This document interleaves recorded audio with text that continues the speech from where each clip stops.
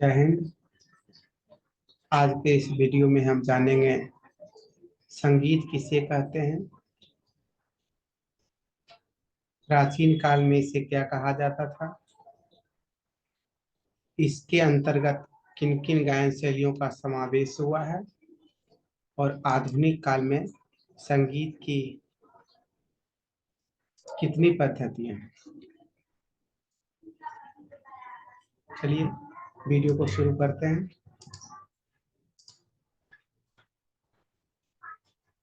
संगीत, जैसा कि आप जानते होंगे,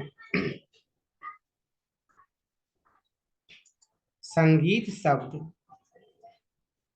गीत या गय धातु में सम उपसर्ग में अक्त प्रत्यय के लगाने से बनता है।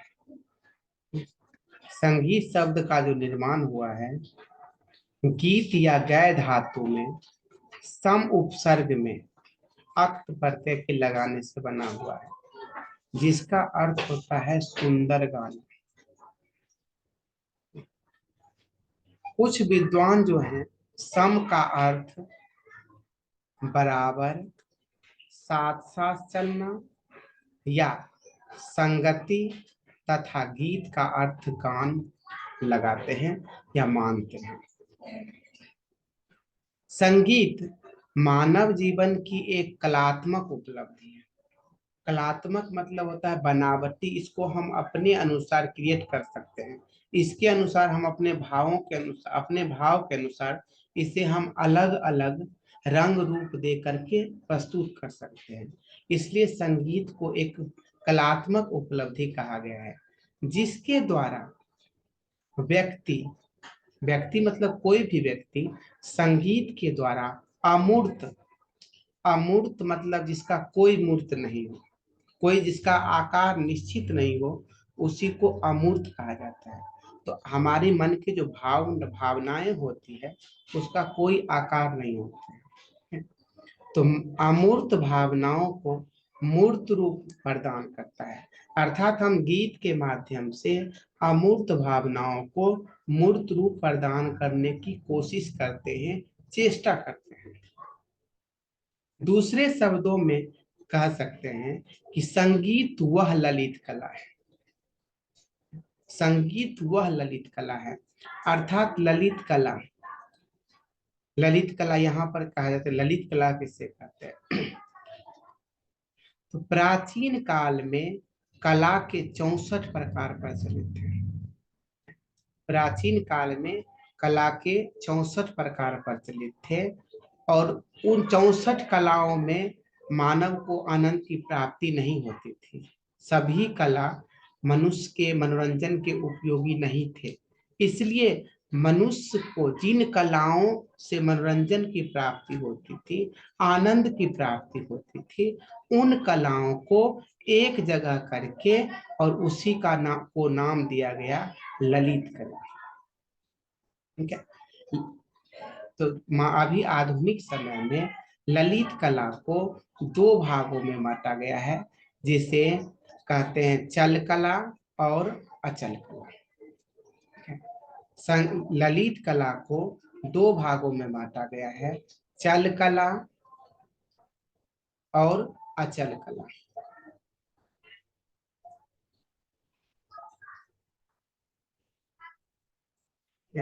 चल कला, चल कला वैसे कला को कहते हैं जिसकी प्रस्तुति हम चलते चलते, अर्थात किसी भी जगह पर कर सकते हैं, उस कला को चल कला कहते हैं। चल कला के अंतर्गत 2 कलाओं को रखा गया है, संगीत कला, संगीत कला और काव्य कला। चल कला के अंतर्गत 2 कलाओं को रखा गया है, संगीत कला और काव्य कला। चल कला उसे कहते हैं जिसकी प्रस्तुति हम चलते चलते या किसी भी समय किसी भी स्थान पे हम उसकी प्रस्तुति कर सकते हैं, उसे चल कला कहा गया है। चल कलाओं के अंतर्गत 2 कलाओं का समावेश हुआ है। पहला हो गया संगीत कला, दूसरा हो गया काव्य कला।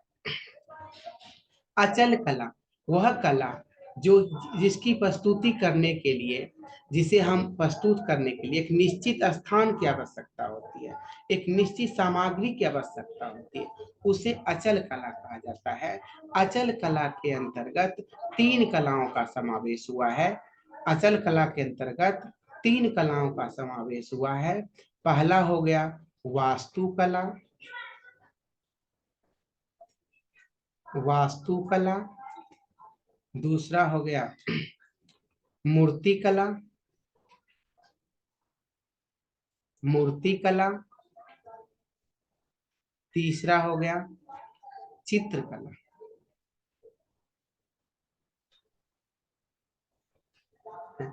अचल कला के अंतर्गत तीन कलाओं का समावेश हुआ है, वास्तुकला, मूर्तिकला और चित्रकला। ठीक है। वास्तुकला गृह से घर बनाने से संबंधित कला को वास्तुकला कहते हैं। जैसे कि ताजमहल सुंदर है, ठीक है, लाल किला सुंदर है, लाल किला को देख करके या ताजमहल को देख करके जो हमें आनंद की प्राप्ति होती है, तो ये लाल किला या गोलघर कहें, ये सब आ जाएंगे वास्तुकला के अंतर्गत। मूर्ति कला के अंतर्गत जो मूर्ति को देख करके हमें आनंद की प्राप्त होती है, वो सभी मूर्ति कला के अंतर्गत आ जाती है। और चित्रकला जो हम चित्र बनाते हैं, तो ये तीनों कलाएं जो होती है, वास्तुकला हो, मूर्ति कला हो या चित्रकला हो, तीनों की अभिव्यक्ति या प्रस्तुति करने के लिए, बनाने के लिए हमें निश्चित स्थान की आवश्यकता होती है। लेकिन संगीत कला और काव्य कला, इसके लिए कोई फिक्स स्थान नहीं। हम रास्ते चल रहे हैं और यदि हमारी इच्छा हुई कि हम गीत गाएं, तो हम गाना प्रारंभ कर दें। काव्य कला में भी यही है, सेम दोनों में, कि हम इसमें अगर रास्ते चल रहे, कविता कहने की मन हुआ तो हम कहना शुरू कर दिए। इसमें कोई समय की ना ही पाबंदी है, ना ही कोई हमें स्थान चाहिए, और ना ही अधिक सामग्री की आवश्यकता होती है। ये तो ललित कला के अंतर्गत कुल 5 कलाओं का समावेश हुआ है। 5 कलाओं को 2 भागों में बांटा गया है, चल कला और अचल कला। चल कला के अंतर्गत काव्य कला और संगीत कला आती है। अचल कला के अंतर्गत मूर्ति कला, वास्तुकला और चित्रकला आती है। ठीक है। संगीत वह ललित कला है जिसमें स्वर एवं लय के द्वारा हम अपने मन के भावों को प्रकट करते हैं। ठीक है? संगीत वह ललित कला है जिसमें हम अपने स्वर और लय, ठीक है, स्वर और लय के माध्यम से हम अपने मन के भाव को प्रकट करते हैं, दूसरे के सामने अभिव्यक्त करते हैं। संगीत ने, भारत ने संगीत के लिए गांधर्व शब्द का प्रयोग किया। ठीक है। भारत ने संगीत के लिए गांधर्व शब्द का प्रयोग किया है।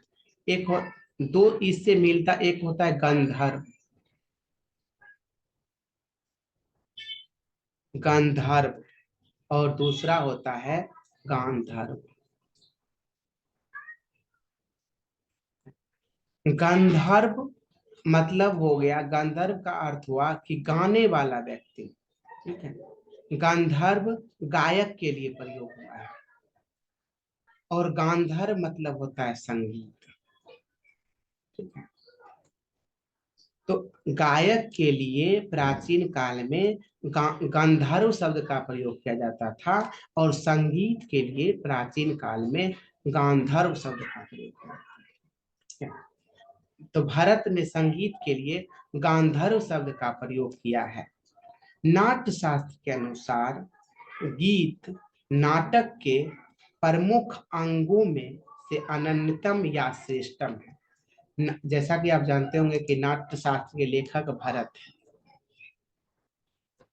भारत के अनुसार भरत है, भरत नाट्य शास्त्र मुख्य रूप से नाटक पर लिखा गया ग्रंथ है, जिसमें 36 अध्याय हैं। ठीक है। नाट्य शास्त्र में 36 अध्याय हैं, जिसमें अंतिम के 6 अर्थात 28 से लेकर के 32वें अध्याय तक संगीत पर लिखा गया है। 28 से लेकर के 32वें अध्याय तक संगीत पर लिखा गया, अर्थात 28, 29, 30, 31, 1 और 31 32, ठीक है। 6 अध्याय जो है अंतिम के, 28 29 30 31 32 33, अर्थात ये अंतिम के जो 6 अध्याय हैं वो संगीत पर लिखा गया है। तो इससे स्पष्ट होता है कि उस समय में नाटक के साथ संगीत का भी प्रयोग निश्चित रूप से किया जाता था। तभी भरत ने इस ग्रंथ में संगीत का भी महत्व दिया और संगीत का भी वर्णन किया। ठीक है। तो उनका मानना है कि नाटक के प्रमुख अंगों में से संगीत क्या है, अनन्यतम या श्रेष्ठम है, तथा वादन एवं नर्तन, ठीक है, वादन एवं नर्तन या वादक एवं नर्तक दोनों जो होते हैं उसके अर्थात गीत के अनुगामी होते हैं। अनुगामी मतलब होता है साथ साथ चलने वाला, पीछे पीछे उसके अनुसार चलने वाला, अनुगमन करने वाला, फॉलो करने वाला, वो अनुगामी अनुगमन करता। जैसे एक छात्र जो होते हैं वो शिक्षक के क्या होते हैं, अनुगामी होते हैं। शिक्षक के अनुसार कहे हुए बातों का पर विचार करके वो पढ़ के आगे बढ़ते हैं। कालिदास ने मेघदूत में, कालिदास के ग्रंथ का नाम है मेघदूत, जो जिसे मेघदूतम भी कहा जाता है, संस्कृत भाषा के ग्रंथ है। कालिदास ने मेघदूत में संगीत में गीत, वाद और नृत्य तीनों की आवश्यकता को निर्दिष्ट किया है। यानी वो बतलाए हैं कि संगीत के लिए गीत, वाद्य और नृत्य तीनों का होना आवश्यक है। उसके बाद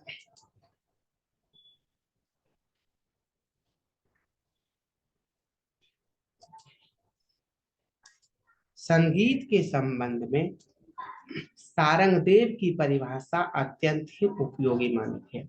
संगीत के संबंध में हम कई परिभाषा देख होंगे, लेकिन संगीत के संबंध में सबसे अधिक महत्वपूर्ण या प्रचलित जो परिभाषा है वो पंडित सारंगदेव ने अपने ग्रंथ संगीत रत्नाकर में दी है। पंडित सारंगदेव के ग्रंथ का नाम संगीत रत्नाकर है। संगीत रत्नाकर में 7 अध्याय हैं, इसलिए इसे सप्ताध्याय भी कहा जाता है। संगीत रत्नाकर में 7 अध्याय हैं, इसलिए इसे सप्ताध्यायी भी कहा जाता है। उनके अनुसार गीतम वाद्यम तथा नृत्यम त्रयम संगीत उच्यते। गीतम वाद्यम तथा नृत्यम त्रयम संगीत उच्यते, अर्थात गायन, वादन तथा नृत्य इन तीनों कलाओं के मिश्रण को संगीत कहते हैं। गायन, वादन तथा नृत्य इन तीनों कलाओं के मिश्रण को संगीत कहते हैं।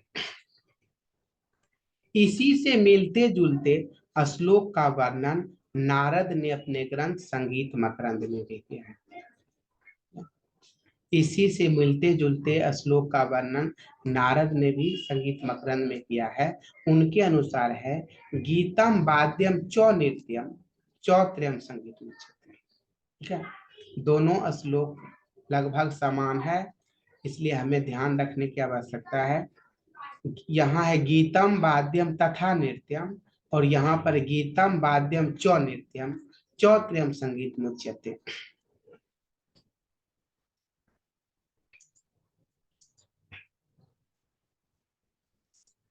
गायन, वादन एवं नृत्य में से गायन को सर्वश्रेष्ठ महत्व दिया गया है। ठीक है, ऊपर भी भरत के अनुसार भी बतलाए हैं कि गीत सबसे महत्वपूर्ण है और वादक और नर्तक जो होते हैं उसके अनुगामी होते हैं। अर्थात यहाँ भी है कि गायन, वादन और नृत्य में सबसे अधिक महत्व दिया गया है गायन को, उसके बाद वादक को और उसके बाद नृत्य को। पाश्चात्य संगीत के अंतर्गत यानी वेस्टर्न म्यूजिक, पाश्चात्य संगीत के अंतर्गत सिर्फ 2 कलाओं का समावेश हुआ है। हमारे यहाँ क्या होता है, हिंदुस्तानी संगीत में संगीत के अंतर्गत 3 विधा मानते हैं, गायन, वादन और नृत्य। लेकिन पाश्चात्य संगीत के अंतर्गत सिर्फ दो ही विधाओं का समावेश हुआ है, गायन और वादन। क्या वहां पर नृत्य की प्रधानता नहीं दी जाती है।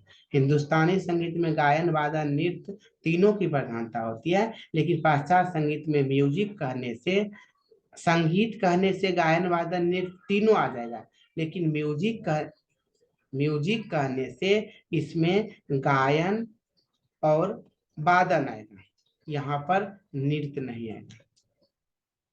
क्योंकि म्यूजिक शब्द का प्रयोग वेस्टर्न का शब्द है ये, और म्यूजिक के अंतर्गत गायन वादन ही आएगा। लेकिन हिंदुस्तानी में यदि हम संगीत कहें तो संगीत के अंतर्गत गायन, वादन एवं नृत्य तीनों आ जाएगा।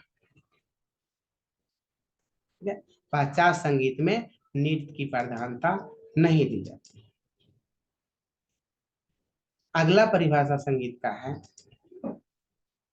ध्वनियां जब विशेष क्रम के साथ, ठीक है, संगीत में क्या होता है, एक निश्चित क्रम होता है, अलंकार का भी एक निश्चित क्रम होता है। जो भी हम स्वर समूल्य सा रे गा मा पा मा पा धा, या सा गा रे मा गा पा मा धा पा, जो भी हम स्वर समूल्य एक निश्चित क्रम, उसका चाल क्रम एक फिक्स है कि जिस प्रकार हम चलेंगे वैसे ही उसका चाल क्रम होता है। अगर यदि हम 1 सेकंड में 1 मात्रा का उच्चारण किए तो वही हमारा चाल क्रम हो गया, 1 सेकंड में 2 मात्रा का उच्चारण, वही हमारा चाल क्रम।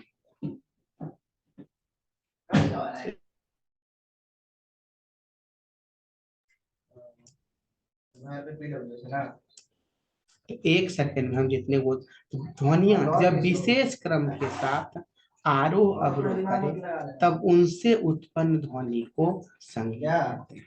ठीक है, ध्वनियां जब विशेष क्रम के साथ आरोह अवरोह करें तो उससे उत्पन्न ध्वनि को संगीत कहते हैं।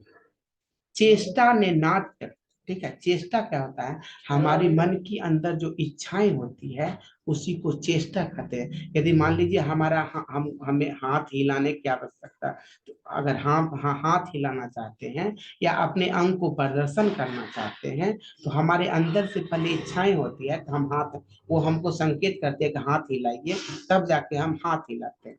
तो चेष्टा ने नाट्य को जन्म दिया या नृत्य को जन्म दिया। ठीक है, चेष्टा ने नाट्य या नृत्य को जन्म दिया, और ध्वनि अथवा नाद से भाषा की उत्पत्ति। चेष्टा ने नाट्य को जन्म दिया और ध्वनि अथवा नाद से भाषा की उत्पत्ति हुई, और नाट्य और भाषा अथवा नाद दोनों से मिल करके संगीत की उत्पत्ति हुई है। इसलिए संगीत के अंतर्गत गायन, वादन और नृत्य तीनों रखा गया। प्राचीन काल में संगीत के 2 धाराओं का प्रचलन था। ठीक है, 2 धारा मतलब यहाँ पर 2 प्रकार कह सकते हैं, या 2 भेद भी कह सकते हैं, या 2 शैली भी कह सकते हैं।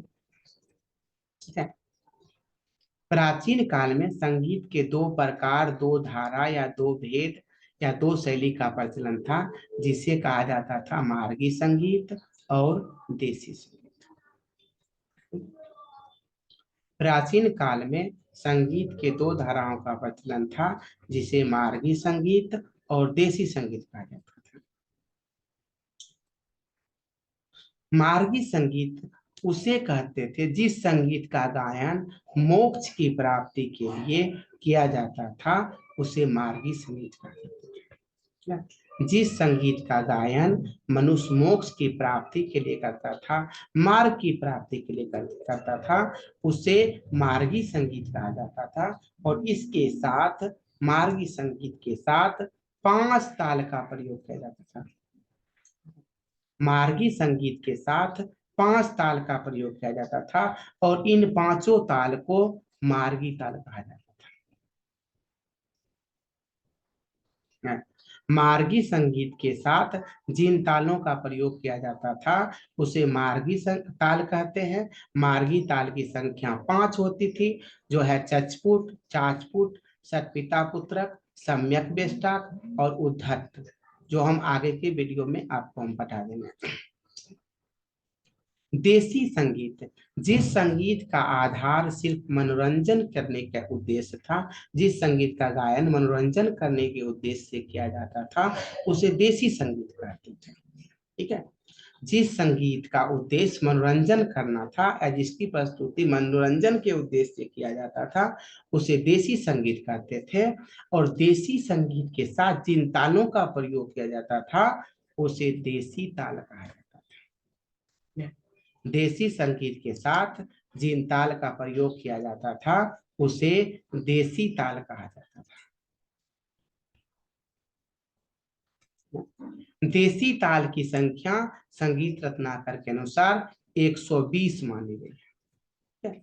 देसी ताल की संख्या संगीत रत्नाकर के अनुसार 120 मानी गई है। अर्थात संगीत रत्नाकर में कुल तालों का वर्णन 125 ताल मिलते हैं। 5 मार्गी ताल और 120 देसी ताल, अर्थात कुल ताल की संख्या 125 हुई। ठीक है। देसी संगीत को नराशंसी संगीत का भी कहा जाता था। नराशंसी मतलब नरों का संगीत, मनुष्य का संगीत, सामान्य लोगों का संगीत। ठीक है। देसी संगीत को सामान्य लोगों का संगीत भी कहा जाता था, इसे नराशंसी संगीत, क्योंकि मार्गी संगीत का गायन विशेष लोग करते थे, उसमें विशेष नियम की आवश्यकता होती थी। जिस प्रकार अभी हम शास्त्रीय संगीत गाते हैं, शास्त्रीय संगीत को कोई भी नहीं गा सकता। उसके स्वर लगाने का तरीका, वादी संवादी गायन समय वगैरह वगैरह, उनको बहुत ध्यान रखना पड़ता है। उसी प्रकार उस समय में जो देसी संगीत का गायन, मार्गी संगीत का गायन करता था, उसके लिए मतलब गायक को शब्दों, उच्चारण, उसको गायन समय, कहते हैं ना कि गलत समय पर गाने के बाद उसको क्या होता है कि हानि होती है, तो कोई भी व्यक्ति उस संगीत को नहीं कर सकता था। इसलिए उसे मार्गी संगीत है। और देसी संगीत का गायन किसी भी कोई भी व्यक्ति कर, जैसे प्रकार अभी के युग में कोई भी गायक देसी संगीत का गायन कर लेते हैं, उसे देसी संगीत कहा जाता है। इसलिए उसे नराशंसी संगीत कहा। भारत काल में, आगे प्राचीन काल में और भारत काल में क्या हुआ कि इन दोनों संगीत को क्रमशः मार्गी संगीत और भारत काल में मार्गी संगीत को गांधर्व गान, ठीक है, भारत काल में मार्गी संगीत को गांधर्व गान और देसी संगीत को गाथा गान कहा जाने लगा। भारत काल में मार्गी संगीत को गांधर्व गान और देसी संगीत को गाथा गान कहा जाने लगा। भारत काल में मार्गी संगीत को गांधर्व गान और देसी संगीत को गाथा गान कहा जाने लगा। ऊपर भी पढ़ा है कि भारत ने संगीत के लिए गांधर्व शब्द का प्रयोग किया है। और गाथा गान क्या होता है कि इसके अंतर्गत किसी वीर पुरुष की गाथाओं का गायन किया जाता था। जैसे हरिश्चंद्र की गाथाओं का गायन करते हैं। रामायण क्या है, एक गाथा है, रामायण की लीलाओं, राम भगवान की लीलाओं का हम गायन करते हैं।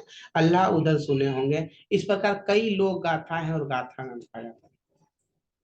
मध्यकाल में और समय जब परिवर्तन हुआ, तो मध्यकाल में गांधर्व गान को शास्त्रीय संगीत और गाथा गान को उपशास्त्रीय संगीत कहा जाने लगा।